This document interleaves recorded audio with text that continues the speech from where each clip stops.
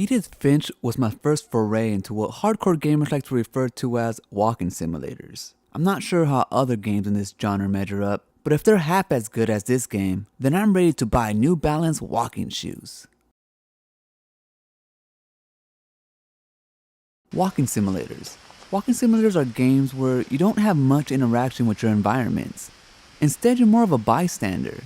There are many games in the genre, Gone Home probably the most famous, but there's others like Dear Esther and Firewatch. I skipped those. The reason being, simply word of mouth. Inside the mailbox were bills from 7 years ago, marked urgent, open immediately. Gamers online giving these types of games a bad name. I didn't want to risk it. Not everybody has money to burn. Something about What Remains of Edith Finch pulled me right in. I'm not sure if the game caught me at a vulnerable state, or maybe I was just tired of the same old shoot the bad guy and blow stuff up type of video games that studios keep pumping out. Whatever the reason, I'm glad I gave it a shot because it ended up opening my eyes to something new. A new type of video game. What Remains of Edith Finch hooked me from the beginning. Looking at the house from the outside, I couldn't wait to explore every nook and cranny. The house was exactly like I remembered it, the way I'd been dreaming about it. The Finch house is a puzzle within itself. You'll travel through secret passages to get access to the many locked rooms. This house has many secrets to tell, and I wanted to know them all.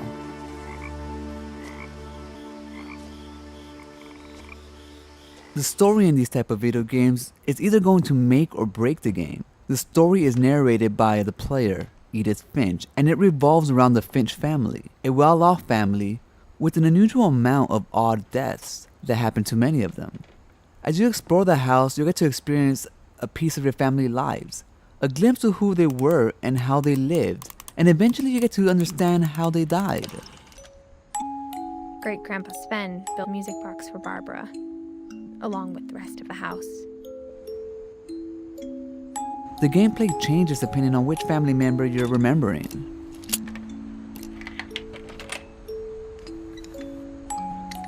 Turns out, my mom was really good at keeping secrets. Now it was time to find out what my mom had been afraid of. When I finally found my way into Molly's room, a child, sent to bed without supper at the time of her death. December 13th, 1947.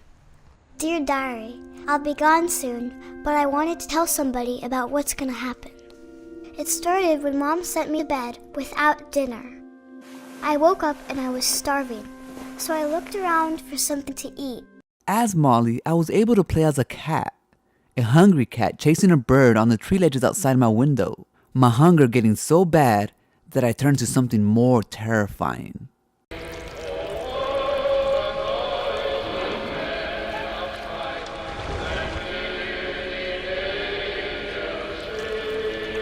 After the last passenger, I was still hungry. And across the water, I smelled something new, something I had to have, so I swam towards it. The gameplay is minimal, but only when you compare it to more traditional adventure games. But that doesn't take away from the fun in the game, instead, it complements it. It would be odd if you could act a fool. Jumping and climbing all over their furniture wouldn't make no sense. Instead, you interact with items more naturally, like you would in real life. Your actions are believable and it keeps you in the game. You actually believe you're in the house, uncovering the mystery of what happened to your family. We often get video games that were clearly created by corporate committees, games without a soul. The reason why we buy these games, I guess I'll never really understand. Maybe it's a force of habit that I'm ready to change. Don't get me wrong, I still enjoy the spectacles of AAA games. They have their place. After playing What Remains of Edith Finch, I'm convinced that it's unfair to brush these types of games off as nothing more than walking simulators. Even though I finished Dead Space 3 and Mass Effect 3, I have a hard time recalling the ending. I remember being disappointed. In the case of Edith Finch, this game is well built. It delivers an awesome story, and you want to keep playing to reach the end. You want to know what remains of Edith Finch.